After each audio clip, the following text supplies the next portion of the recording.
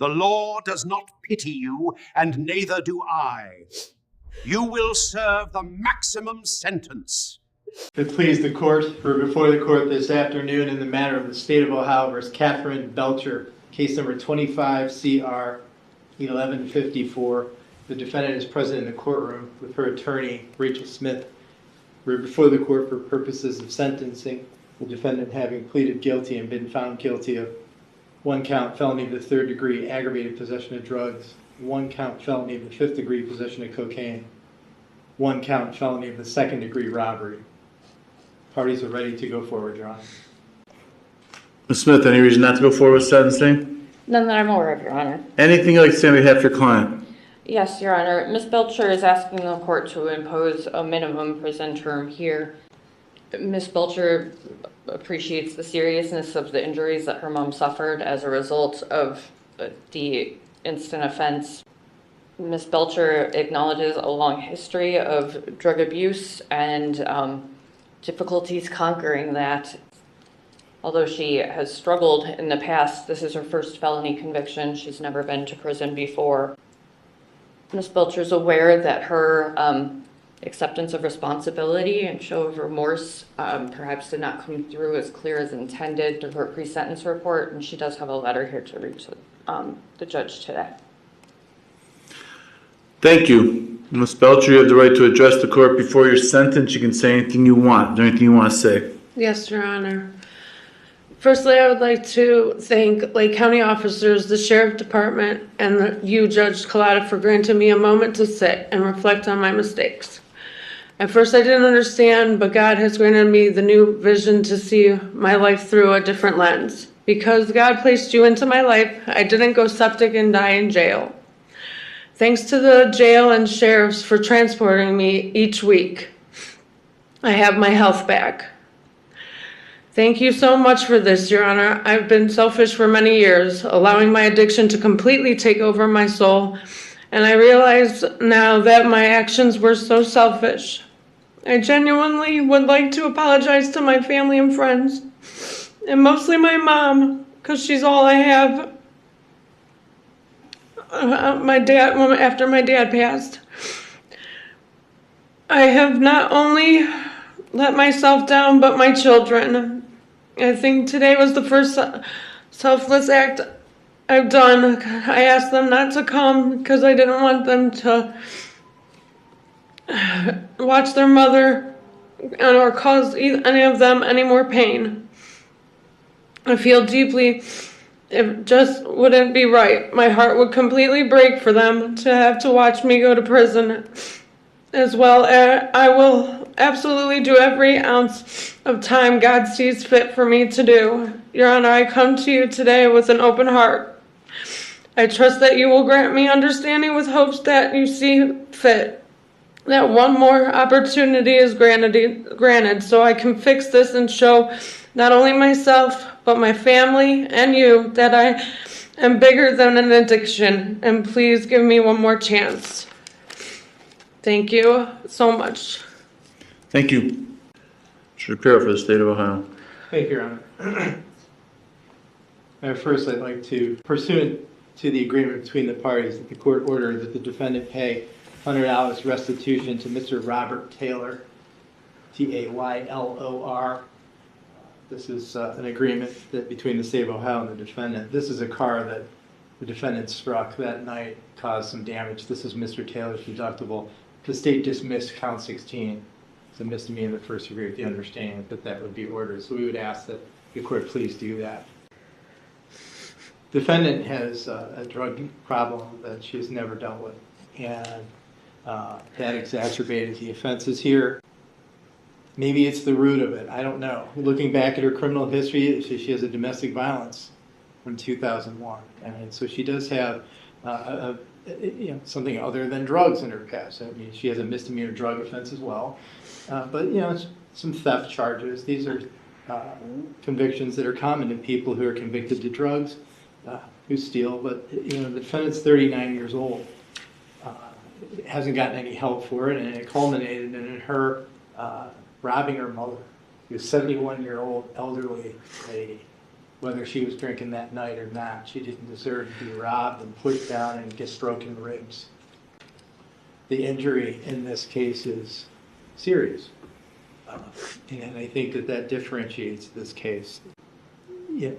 Criminal history, well, there's no felonies, there's a pattern. The state believes that a overall conglomerate sentence of 5 years is an appropriate number of years for the court to impose on the defendant for all of this conduct combined, Your Honor. The defendant does have credit for 93 days.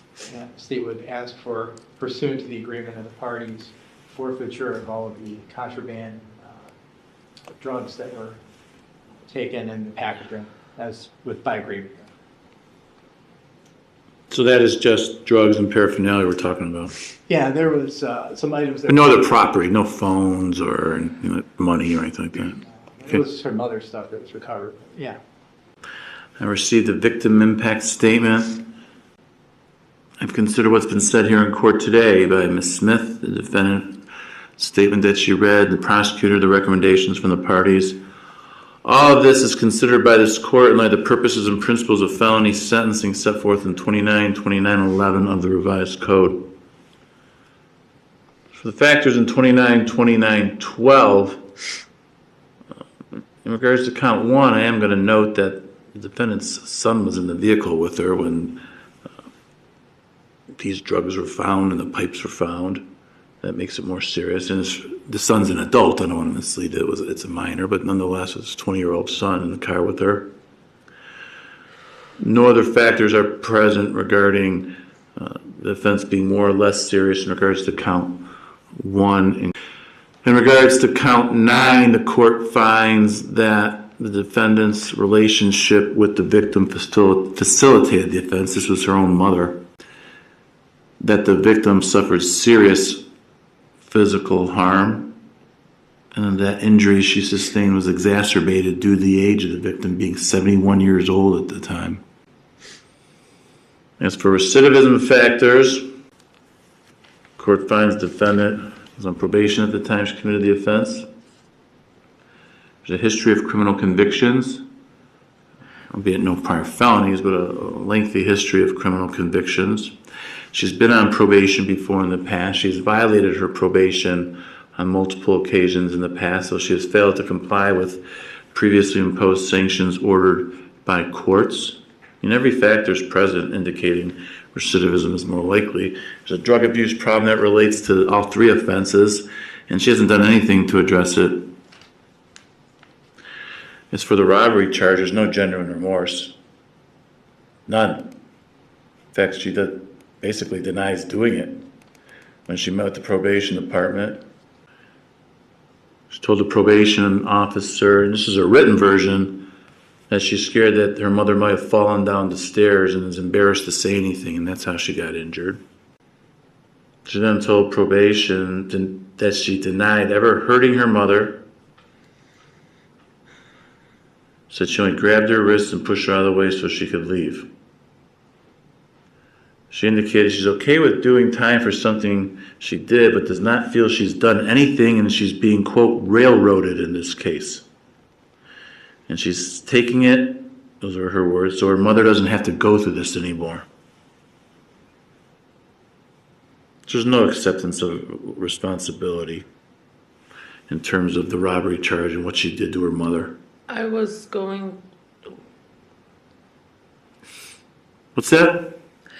I wanted to apologize. I was going through a lot. You're going through a lot. Hearsay. I was told my kid's father passed away, and I was going through some stuff, and I didn't get to finish my pre-sentence report. You finished your pre-sentence report. It's completed. No, I didn't get to write everything. That I was fully accepting my mistakes, that my addiction caused whatever circumstances happened. Who prevented you from doing that? No, I was not being myself. So you were given the opportunity to do it. I know, and I wasn't doing it right. I wasn't being truthful, and I was just angry. And this should have I don't know, never it's been happened. 180 days in jail so far. It wasn't like you were still under the influence of anything No, the I time know. this is going on. No, I meant for, my addiction affected the relationship between me and my mother, and the outcome should have never happened. I understand that. I'm saying that when you met with probation just within the last month, you still didn't accept responsibility. You still blamed your mother. You said it was her fault. Or she may have fallen down the stairs and hurt herself. You didn't do anything. Now, that they are sitting here waiting judgment on what's your future, what's going to happen, is the first time we're ever hearing anything that you're saying you did something and you lied and that you are responsible. Well, but I don't accept that. Okay. When you're sitting before the judge who's about to pronounce sentence, and that's the first time that you come forward accepting responsibility, when you had multiple opportunities before to accept responsibility and you didn't do it, You're right. that's not genuine remorse. This is your own mother. Even with the drug charges, you don't accept responsibility. You say it's all the person that was in the car with you. He's putting it all on you. You admitted in the other drug case having heroin, but denied the methamphetamine and all was yours. I mean, they're just denials.